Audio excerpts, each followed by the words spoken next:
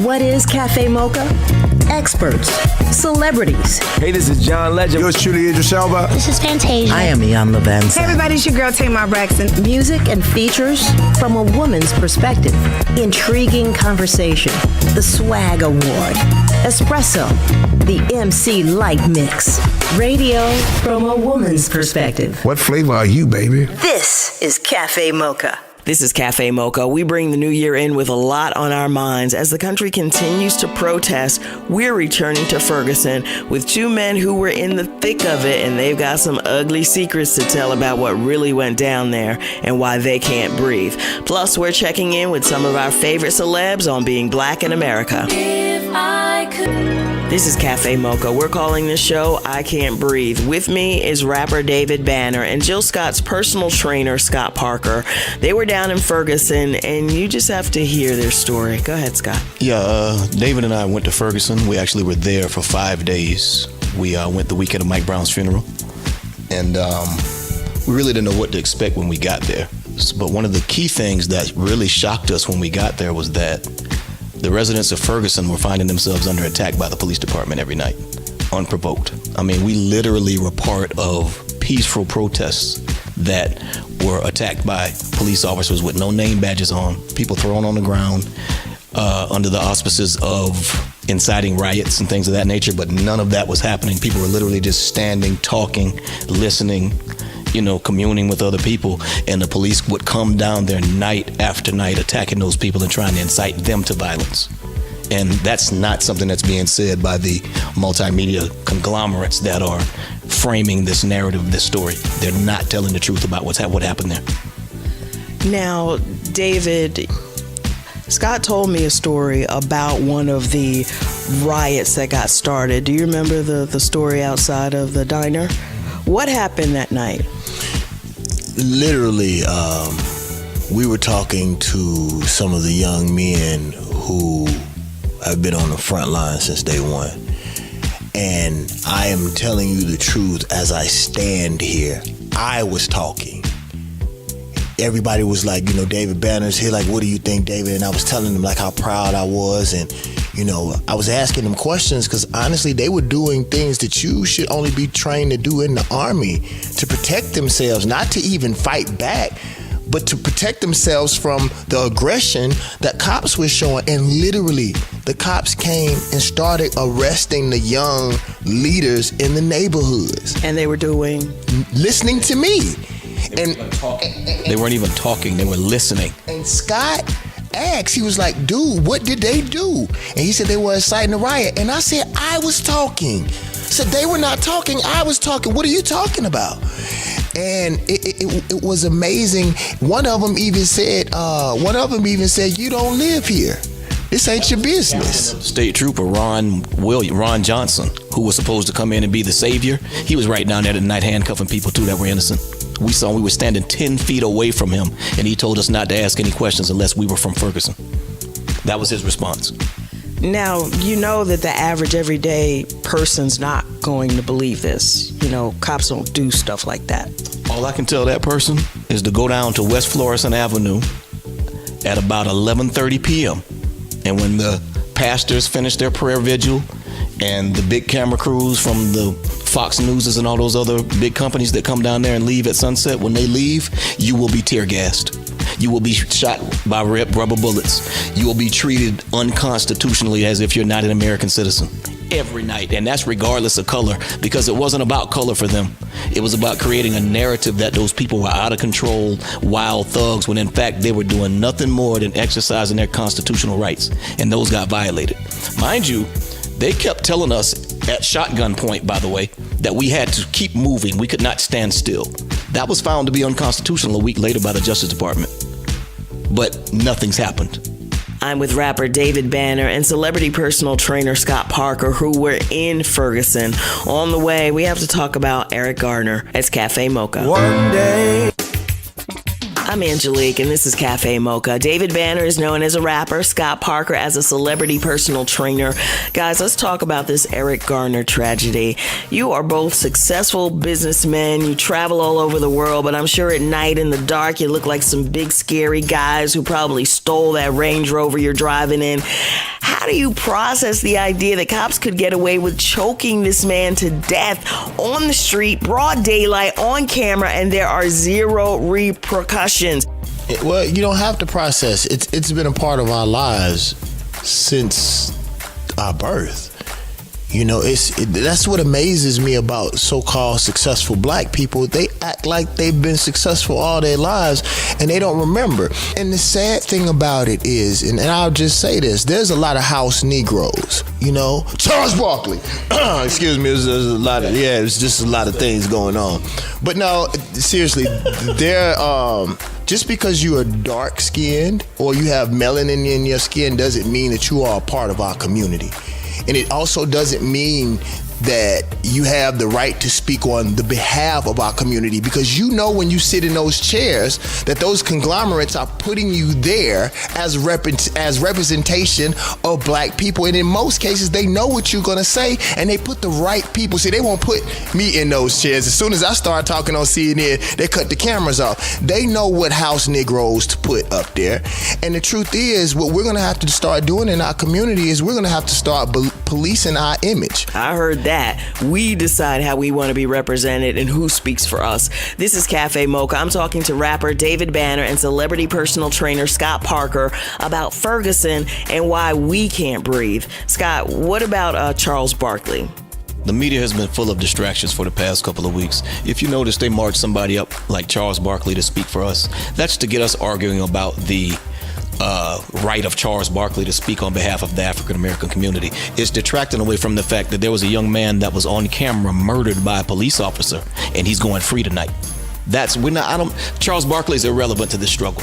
He means nothing. Charles Barkley is just as much of an enemy as Rudy Giuliani is when he pushes his false statistics on Fox News. We put them all in the same boat regardless of color. You're either with this movement for human rights or you're against it. I don't care if you're black, white, blue, or polka dot. It's only one struggle, and that's the struggle for the human race. And the way we're being treated is un-American. You can't call yourself American and be for this non-indictment of today of Eric Garner's murderer. You can't. Those two can't coexist. And I don't care what color you are. They can't coexist. More with rapper David Banner and celebrity personal trainer Scott Parker coming up on Café Mocha. It's Café Mocha. I can't breathe. Neither can rapper David Banner and celebrity personal trainer Scott Parker. They were in Ferguson together at Mike Brown's funeral. Guys, where do we go from here? See, the issue is that we have a law enforcement problem. I mean, there was 400 and something police killings last year. The second closest country to that, I think, may have had 17. So it just so happens that African Americans are the most affected by these cop killings. But Giuliani says it's because Giuliani wants to blame, just like Fox News and, certain other entities want to always bring up black on black crime. That's the real issue. If you do 10 seconds of reading, you'll find out that all crime is intra-racial. Crime is a tool of proximity. It's not a tool of color or culture. You commit crimes against people who are closest to you. 90% of murders of black on black crime, black people are killed by black people. That number for white folks is 87%. That's statistically insignificant difference. There is no difference. So that's not the issue. Is it an issue? Yes, but that's not the issue today. And that's one point. Number two, you're talking about citizens committing crimes against each other versus an entity that has been trained, sworn, and is getting paid to protect a community. And you're putting bullets in their head 2 per week. We are the ones that are being killed on both sides, whether they want to say by ourselves or by cops or whoever else. They waged a war on young black men, but then everybody wants us to be peaceful. I get that, and I completely agree. But again, where do we go from here?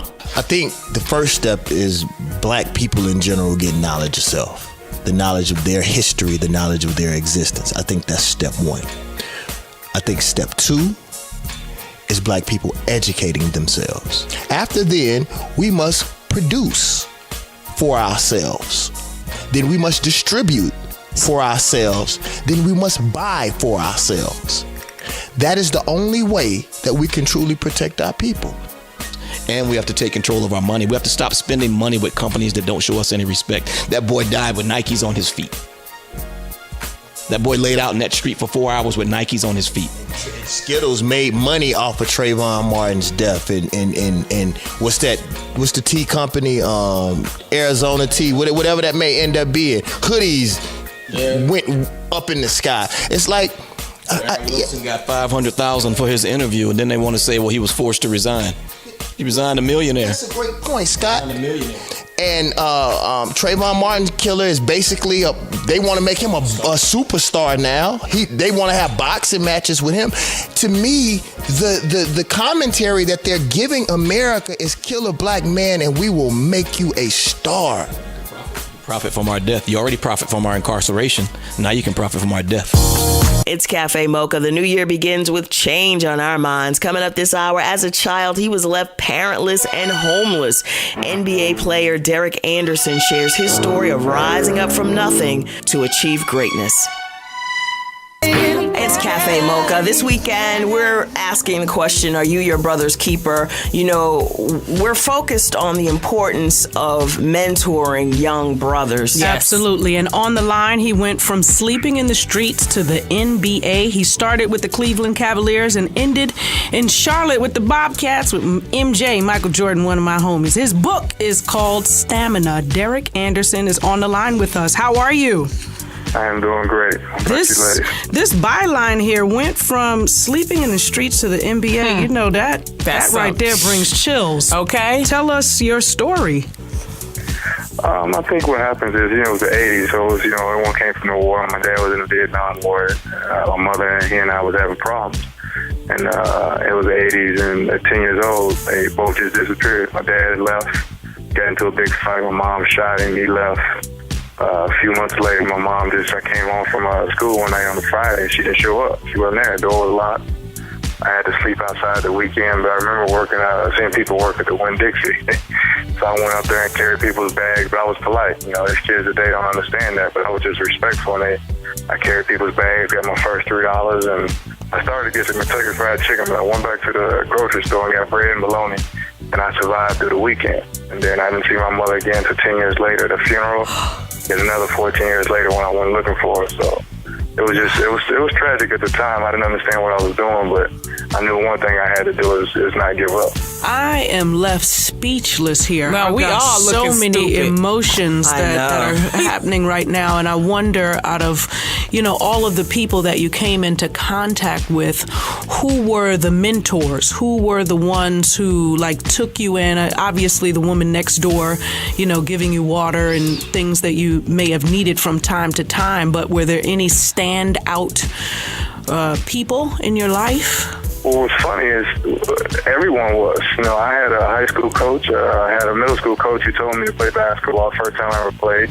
I had a guy who, the high school gymnasium janitor, he let me sleep in my high school gym because I had nowhere to go. The school teacher told me to keep my head up and don't fall asleep in class, and I got an A in her class, so she made me the class president of our social studies class. So it was a lot of people helping me out because they saw potential that I didn't see. All I saw was drama, sadness and hurt, but they saw something bigger, and they actually just gave me positive reinforcement, and that motivated me. We are talking unreal to Derek Anderson, spent 11 years in the NBA. His book is called Stamina. More on the way. Stamina. Oh, for sure. More on the way on Café Mocha. What's being talked about on the street, online, and sister to sister? It's Did Y'all See? On Café Mocha. So, did y'all see, after months of allegations being lodged at Bill Cosby, his rape allegations that he's been drugging and raping women, I think it's over 20 women at this point, his wife, Camille, released a statement saying that, her husband is the man we saw on TV. Her husband is Heathcliff Huxtable. And she also said that the media is making him out to be a victim in this story. And she likened this situation to the UVA rape case, and where the accuser's story had a few holes in it. But I'm like, maybe this is more than just a few holes. This is 20 women over decades of time saying this about your husband. So I'm like, to me, I understand that that's your husband and you want to ride for him. That's okay. But it's clear that she didn't have anyone look over that statement or approve it or anything like that, just because you want to call him Heathcliff Huxtable, and that's just not true. is not true. Yeah, I definitely want to piggyback off of that because I may have even gone with her if she didn't go there. He's not a fictional character that he created to put on television. Like, no. So it just makes me feel like the rest of your statement is bull. So, Camille, I mean, you're innocent in all of this, but you sounding kind of crazy right now. So, yeah. And their daughter, Evan, even went further to shame her alma mater, Spelman College, who has severed all ties from the Cosby family, and they're trying to reevaluate their relationship with Bill Cosby and his professorship endowment. I think what's really interesting is both Evan and her mother keep linking him to Heathcliff Huxtable. And no shade or tea, but Heathcliff Huxtable was never in the Playboy Mansion, nor was he continuously womanizing other women, including his wife, or giving other women the phone number to their bedroom. But that's our perspective. Let us know what you think by logging on to youtube.com/Madame Noir. That was Did Y'all See with the ladies of Madame Noir on Café Mocha. For more, check out cafemocharadio.com. It's Café Mocha. We've been talking about the worth of a young black man, and we've had all different kinds of perspectives here from a young black man, from a mom, but I'd like to bring on Dr. Tart. He's a psychologist, intervention specialist. You can find him at drtart.com. How do we build a young black man's self-esteem when everything around him says you're going to be dead at 23? Wow. First of all, we can't be what we can't see. So for boys that don't see successful black men, we have to make sure that we purposely allow them and put them in environments that allow them to see a different option for their future. And that's where the lack of diversity in the hip-hop videos and in the media is hurting our black males. We have to show them positive black males. And then, two, the black males that they see, they have to have a relationship with. We know that we have a lack of fathers in our neighborhood. But instead of saying, well, that's going to doom us, then we have to transform into allowing men and paying mentors, in my opinion, to mentor boys to show them how to be men. And you know who's doing that, Angelique? Who? Churches now. Right. Churches are doing something called core groups, where they're bringing kids in groups of 12. And instead of having a youth pastor give them a lecture, they're having them interact with members of the church during church service. 1 on 12, and the boys are loving it. Okay, well, part one, Dr. Tart, is how do we, A, get the boys into church, and then B, how do we get the cool hip factor? Because, you know, an astronaut is a nerd. A doctor is a nerd. I am a psychologist, yes, but I position myself to the kids as a life coach. Okay. Every day I go to school, kids ask how I can be their life coach.